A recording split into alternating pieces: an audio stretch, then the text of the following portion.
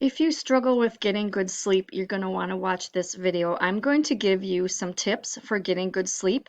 These are taken from my online course, Holistic Lifestyle Basics, and these are just a fraction of the tips that I give in the course. So if you would like to learn a few of these tips, stay tuned.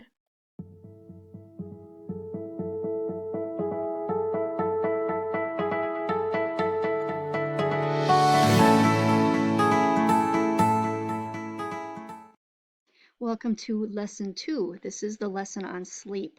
So after nutrition, I think that sleep is probably the next most important factor in physical health.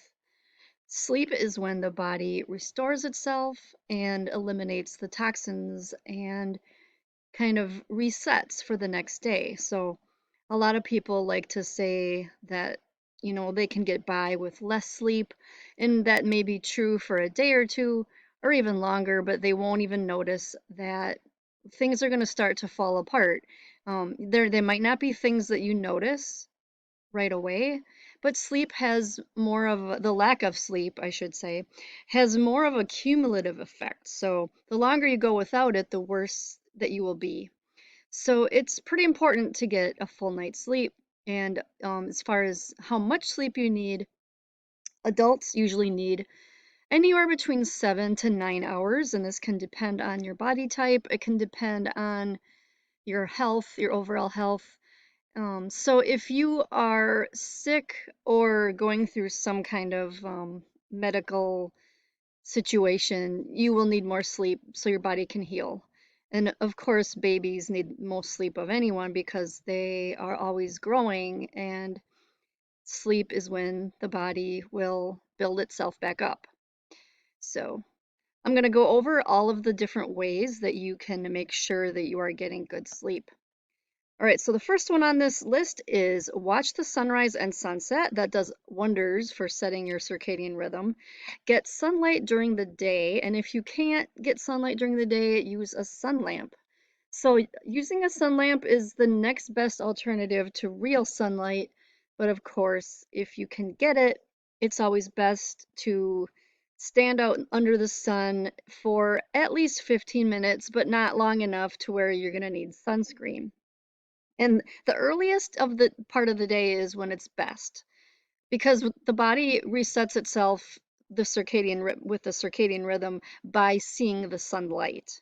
So if you are subjecting your eyes to the light, you don't even have to be outside really. You can just stand at a sunny window. Doing this as early as possible in the morning is the best. So in Ayurveda, they like to recommend that people get up either right before the sunset or before the sunrise or at the sunrise. So if you can, if it's possible, getting up right before sunrise or during sunrise is the best time to watch the sun come up, and then make sure you're getting some overhead rays from the sun after the sun gets a little higher in the sky. And like I said, if you can't do this for any reason, a sun lamp is a great substitute. So exercising during the day is also very important, and this is because when you are exercising earlier in the daytime, that is when your body has the most energy. And the more energy you expend throughout your day, the more your body is going to need the sleep. So it would make sense. You've probably had days where you were just really active, you were constantly running around, you did a good heavy workout, you probably slept a lot better that night. And you've probably also noticed that there's been days where you might just do nothing but sit around all day. And once you go to bed, your body it's been used to sitting there, and it hasn't really had the contrast of the movement. So if you can get some activity in during the day, that is the best way to make yourself sleepy at night. Earthing or grounding. This is the same thing. It's just really standing barefoot on the earth. And what this does is it helps you absorb the negative ions that come from the earth. So you might have noticed if you're ever outside in a lake or an ocean for a couple of hours, that will help you sleep so much better that night. Walking in the sand with the water, it's just it really needs to be the earth. So you can't do this on, I believe you can't do this on asphalt or cement, but I could be wrong on one of those, but it is so much better to do it on dirt, grass, or sand, something that is the actual natural earth. So you will notice a difference. I actually have I did have a circadian rhythm disorder, which it always prevented me from going to bed early because I was always, wide awake late, late, late, and then I couldn't get up in the morning. But I've noticed that when I do earthing or grounding, it makes me tired. I can go to bed at 10 o'clock p.m., which is unheard of otherwise. So, of course, I did all these other things in this that I'm teaching you in this course as well, but just doing earthing alone did wonders for making me sleepy. I just couldn't believe it. I was ready for bed at 10 p.m., and that's something that's never happened. And that's because I stood on the lake in the sand with my bare feet for a good 3 or 4 hours that day. And then after I got out of the water, I still continued to sit outside in a chair with my feet in the grass for a couple more hours after that.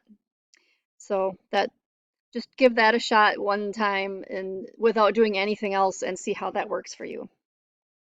Another thing that you should do is to start a nighttime routine after the sun goes down. So by nighttime routine, I mean pretty much all of the things listed in this lesson that pertain to the nighttime. So, so you of course you want to get enough day like exercise and sunlight in the day. But then after the sun goes down, you're going to want to do all these other things, and it's great to establish a routine because the body loves routine, and then also helps your body kind of anticipate sleep, and it gets used to when it is supposed to sleep, and that helps a lot. So no eating at least 2 hours before bed. I think most people know about this rule. And the reason why this is because your body needs energy to digest. And if you are on a full stomach going to bed, your body it needs the energy and it's doing something that's not what it's supposed to be doing at night. Because at night is when your systems will shut down a little bit and the correct systems will shut down and then the other systems that would do the detoxing and the rejuvenation, they come online. So that's a whole different process from what the body goes through when it's digesting. So if you are one of those kind of people that can go hours and hours without eating, then you would have no problem doing this. So in that case, you could even be okay with going 3 or 4 hours before bed. There's a lot of people though that have the body type where they need more meals, more regular meals a day. So they might need to just, go down to 2 hours before bed, and that sometimes is cutting it close. I am one of those people that I used to eat every 2 to 3 hours I would eat something. And I stopped doing that and I lost some weight just naturally. And I've been able to make myself go to bed even though I haven't eaten for 3 hours, which was unheard of before. But I used to eat right before bed, which was so horrible.